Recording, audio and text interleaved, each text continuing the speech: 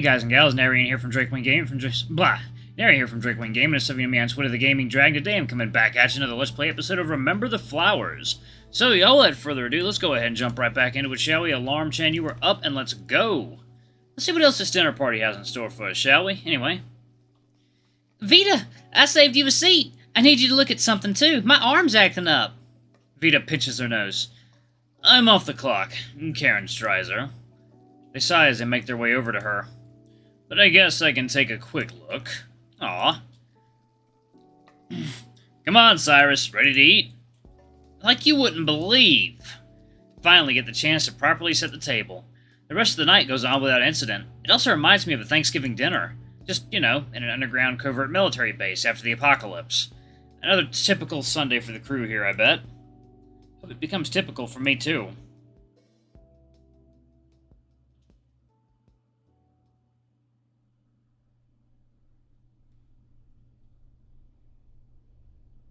Oh, let's see what we got.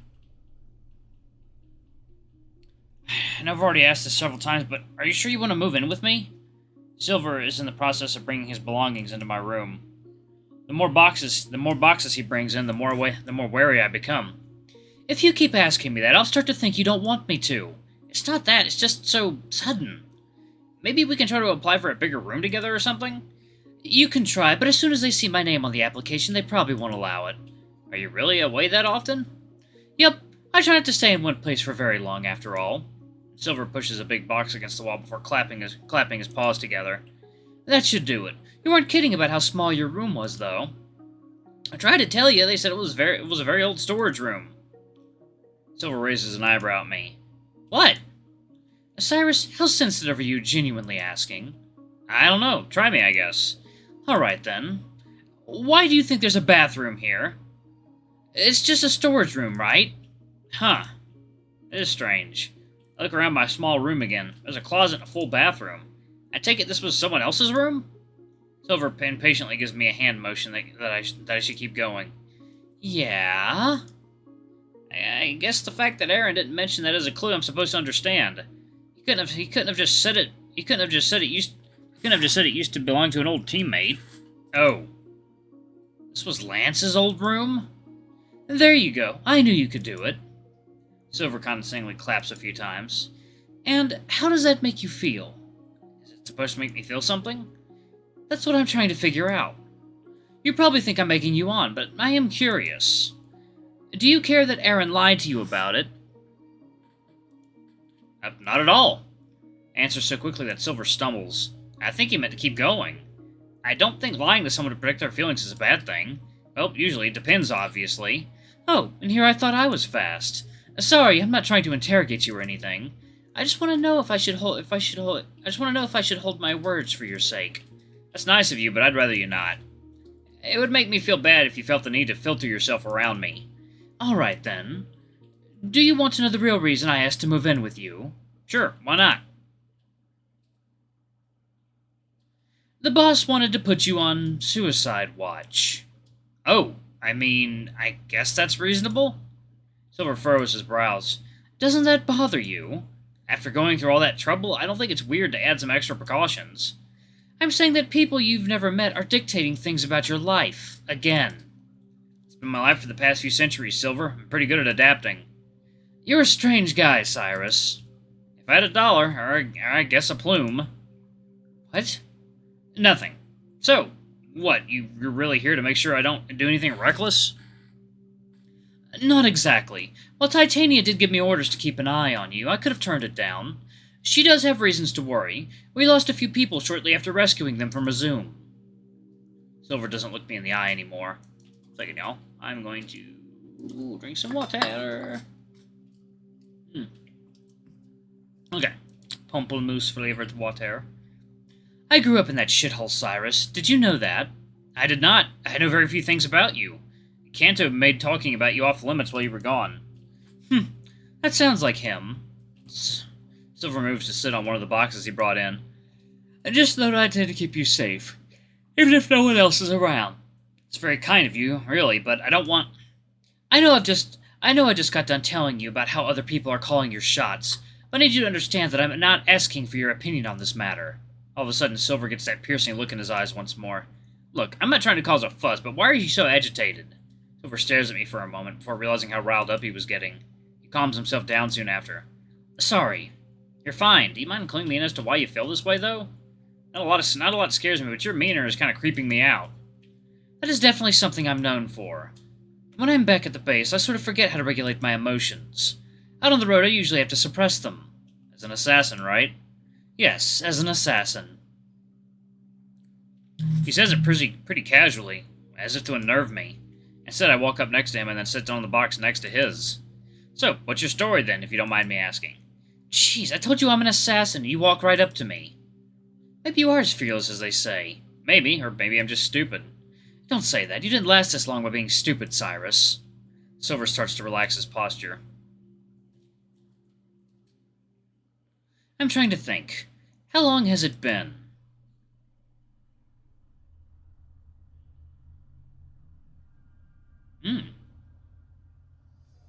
I mentioned I grew up in Resume. Me and my brother did. Well, that's not entirely accurate. You might find it on some old news clippings or sites. But about 10 years ago, Resume got a lot of good press for taking in orphans. Hell, I think I was interviewed at one point. I was 11 at the time. Ash was 7. We were desperate. Our folks left us a long time before that. I wanted to make sure Ash could have a decent life at the very least. I'm sure you're well aware that Resume doesn't present itself to the public in an honest fashion. I nod solemnly, not wanting to interrupt. It wasn't even a week after we moved down there that they started to treat us like fodder. I learned very quickly that the only reason they were saving so many orphans was because they were cheap and free. Silver interlocks his paws so tight that they start to shake. Oh my. As much as I want to forget the things they did to us down there, I can't. It's my motivation to keep going, to keep fighting. The deep exhale, Silver eases up before he turns towards me. They forced me to become a child soldier. They trained me to be one at least. Ash didn't have the knack for it. If they weren't useful to them, you barely got any food. Thankfully, I was able to pull enough weight to keep him fed. It wasn't uncommon for me to steal food, though. I learned a lot just trying to survive. Silver pauses, looking at the wall. They said we would graduate once we became 18. By that, I mean we were given the okay to go out in the field and wreak havoc as they saw fit. That is, if you were worth the effort. Silver crosses his arms in thought. If you didn't show results, they would do awful, awful things to you. I start to think about the ports on my back, the day that I got them. Still, I don't interrupt.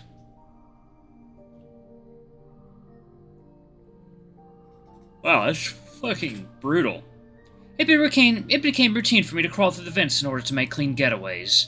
More than once, I saw what they were doing in those so-called research facilities.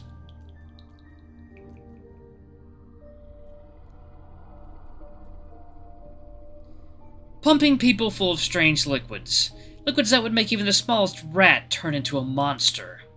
The only good thing that came out of it was seeing their scientists be ripped to shreds, and even that was hard to watch. So we got monsters now. Great. Silver shakes his head. I kind of wind that they were doing the same to Ash once he turned 18.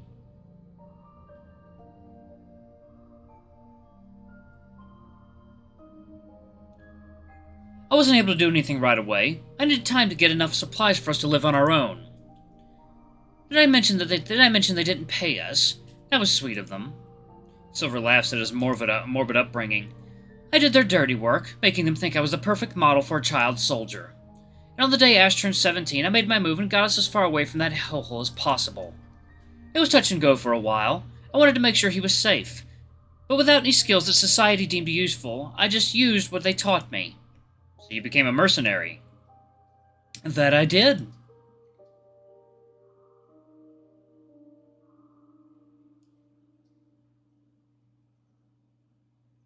After a long-winded explanation, Silver gives another long sigh. Sorry, I rambled a bit there. It's okay, I'm just surprised is all. By my situation? More that you just told me about it. Want to know why I told you, Cyrus? Silver leans his arms back to support him comfortably on the box. I want you to know that you're not alone. We all have baggage down here. Are we a little fucked up? Sure. But I want you to know that the reason I want to keep you safe is that so you never have to experience what Resume did to you ever again. I blink a few times, taken aback by his honesty. I'm not sure how to feel about that right away. Now, if you still want to live by yourself, I don't think Titania would fight it. Titania. You really do have a strong constitution. You weren't exactly fazed by what I was telling you. Oh, please don't take this as me being uninterested. I'm sorry if I came across that way. Don't worry, you didn't. I can tell you process things internally. Silver stretches his arms up before he gets to his feet. So what do you think? You want to keep living alone? A part of me wants to say yeah, I do, but the rest of me thinks it isn't the best idea. Hell, I even forgot to eat my first few days here because I was so depressed.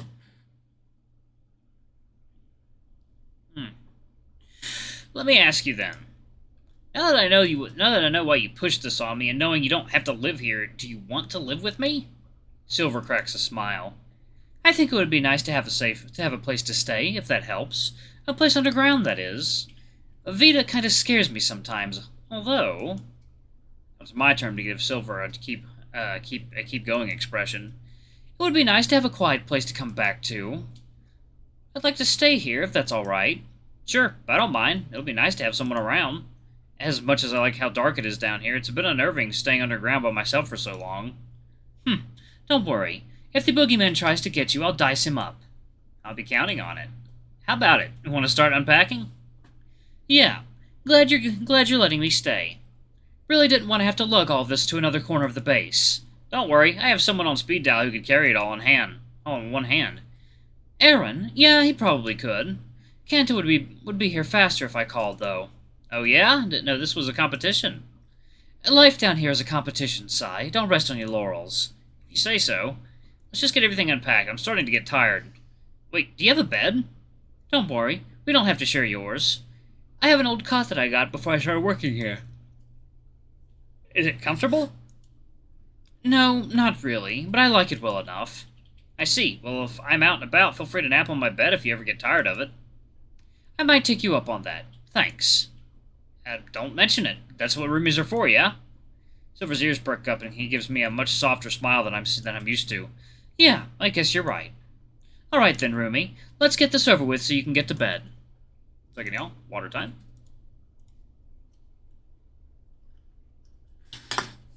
Okay. Here. We start to open the boxes up. He said he'll keep some to hold his clothes until he gets proper furniture. Other than that, there's just a lot of miscellaneous stuff, mainly knives and other weapons. Thankfully, it doesn't take more than an hour to neatly put everything away, or at least up against the walls until we can store them. I can't help but yawn loudly. Alrighty, I'm tapping out. I'm exhausted. Silver is already laying down on his cot. He's at the opposite side of the room, near the door. This is enough space for you, Cyrus. I'm sure with the way you get around, I won't even notice you're there. This is a perk of being an assassin. I'll try not to wake you up if I need to head out by myself. Appreciate it. I'll try to do the same for you. No offense, but it'll be a long time before you'll be able to sneak by me. It might be safer for you to wake me up from over there. He pauses. Seriously, trust me. Got it. I'll try to be careful then. Good. Have a good night, Cyrus. I'll see you tomorrow. I think about getting up to wash my face and brush my teeth, but I decide not to, just this once. Instead, I crash into my pillow, feeling just a little bit more at ease about my new life. Thanks, Silver. Don't mention it. Go to bed, Cyrus. He reaches up to the light switch by the door, making the room completely dark, and I finally drift off into a deep and comfortable sleep. Ooh, that's cool.